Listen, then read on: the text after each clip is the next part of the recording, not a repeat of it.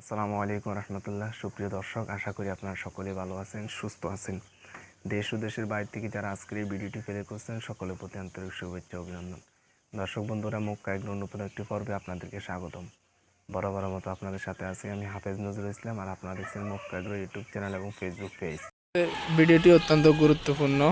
আজকে এই ভিডিওতে আমি আপনাদেরকে শেয়ার করব মুরগির অত্যন্ত গুরুত্বপূর্ণ একটি ওষুধের নিয়ে, যেটি নিয়ে আমি ইতিপূর্বে আপনাদের সামনে আলোচনা করেছিলাম। এবং মুরগির খামার করেন বা হাঁস মুরগি লালন পালন করেন, ব্রয়লার হোক সোনালি হোক, এই ওষুধের সাথে আপনার পরিচিত নাই এমন কোনো লোক খুঁজে পাওয়া খুবই দুষ্কর। তবে এই ওষুধের ব্যবহার বা নিয়ম রীতি, এটাকে কীভাবে পানির সাথে খাওয়াবেন এবং যে কোন সময় খাওয়াবেন, এই ওষুধটা যখন তখন আপনি ইউজ করলে কাজে আসবে না। এগুলো একটা নির্দিষ্ট কিছু সময়কাল আছে, যখন ইউজ করবেন এই সময়কাল অনুযায়ী ইউজ করলে আশা করছি এগুলো কাজে আসবে, নচেত এগুলো কাজে আসবে না।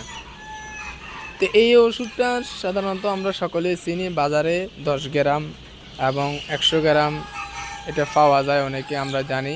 তো ওষুধের নাম হলো যে লাইসোবিট। এই দেখেন আমার হাতে যে ওষুধটা আছে লাইসোবিট। আপনারা ভিডিওটা যারা এই পর্যন্ত দেখছেন তারা লাইসোবিট দেখে অনেকে মনে করবেন যে এটা তো পুরাতন ওষুধ, এটা আর ভিডিও দেখার প্রয়োজন নেই। পায়ে হাত রেখে বলবো আপনি ভিডিওটা শেষ পর্যন্ত দেখার অনুরোধ রইল, কারণ 2 মিনিটের ভিডিও আপনার অযথা লস যাবে না। ভিডিওটি শেষ পর্যন্ত দেখবেন, তাহলে আমি আপনাদেরকে সহজে বোঝাতে পারবো এই ওষুধের কার্যকারী ক্ষমতাটা কী বা কীভাবে ব্যবহার করবেন। সর্বপ্রথম আমি ওষুধের গায়ের যে নিয়ম রীতি আছে সেগুলো আমি আপনাদেরকে একটু দেখাই। লাইসোবিট ব্যবহারে প্রাণীর শরীরে রোগ প্রতিরোধ ক্ষমতা বৃদ্ধি পায়, ফলে পারফরমেন্স পুরো দমে দেখাতে পারে।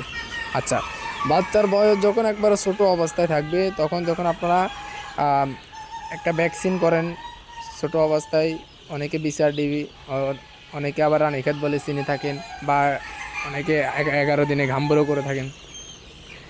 এই ভ্যাকসিনটা যে আপনি করছেন, এই ভ্যাকসিনটাতে কাজ হয়েছে, এটা কোনো আপনার নির্ধারিত কোনো ফলাফল নাই। যে আপনি যদি ফাউল পক্স ভ্যাকসিন করেন তাহলে কিন্তু আপনি এটা বুঝতে পারবেন যে ভ্যাকসিনটা কি কার্যকর হয়েছে কি না।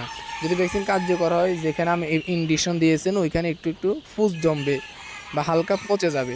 আর যদি কার্যকর না হয় তাহলে ওই জায়গাটা পচবে না, ফুসে জমবে না, যার কারণে আপনি বুঝতে হবে যে এই ভ্যাকসিনটা কার্যকর হয়নি। কিন্তু আপনি যখন পানির সাথে ভ্যাকসিনগুলো খাওয়ান, BCRDV বা ঘামবুড়ো, এগুলো কার্যকর হয়েছে কিনা এটা আপনি কীভাবে বুঝবেন? এটা বোঝার কোনো ওয়ে নেই। তো এর জন্য আপনারা যখন এই ভ্যাকসিনগুলো ইউজ করবেন পানির সাথে, ভ্যাকসিনগুলো ইউজ করার পরবর্তী সময় আপনারা যে এই লাইসোবিটটা আছে, এই লাইসোবিটটা ইউজ করবেন।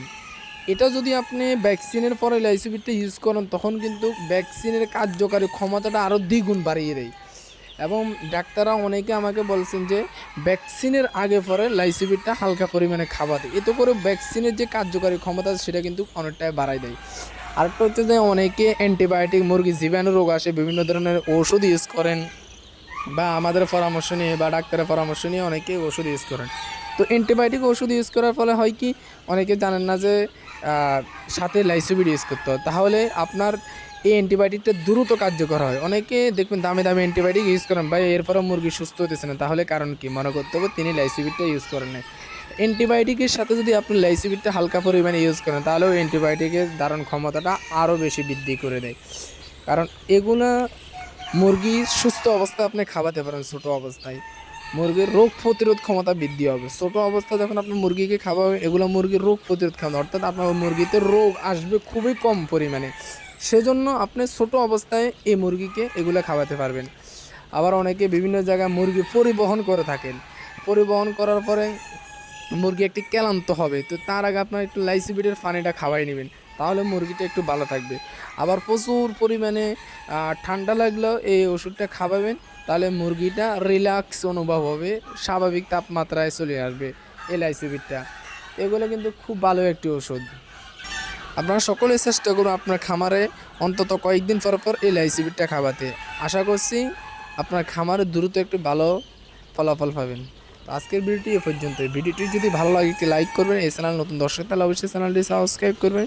সবাই ভালো থাকবেন, সুস্থ থাকবেন। সকলের সুস্থতা কামনা করে এখানে বিদায় নিচ্ছি। আল্লাহ হাফিজ।